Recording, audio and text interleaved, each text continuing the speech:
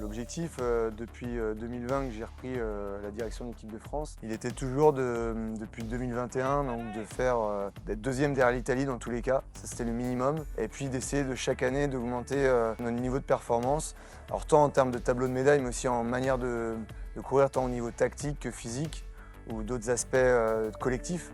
Donc ça c'était surtout ça les objectifs. Aujourd'hui 30 médailles d'or, 73 médailles. Je pense que c'est jamais arrivé que la France soit première nation européenne sur le global de toutes les catégories. En tout cas depuis 2009 que toutes les catégories sont ensemble en championnat, c'est sûr que ça n'est pas. Donc c'est une énorme performance. À la maison, voilà, il y a plein de paramètres qui en tournent, mais c'est un travail de longue haleine. Par exemple en 2012, moi le premier championnat de Martin Ferrier, en minime à l'époque, où j'étais adjoint de Pascal Briand.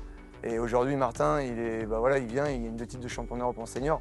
Donc c'est 11 ans. Et donc voilà, c'est un travail de longue haleine. Et je pense qu'aujourd'hui, il y a une partie de ce travail-là qui paye. À un moment donné, c'est un travail de collectif pyramidal. Enfin, avant d'arriver en haut, il y a la base. Et donc c'est très important. Et pour ça, je remercie tous les gens qui s'investissent au quotidien dans les clubs pour pouvoir justement avoir ces jeunes.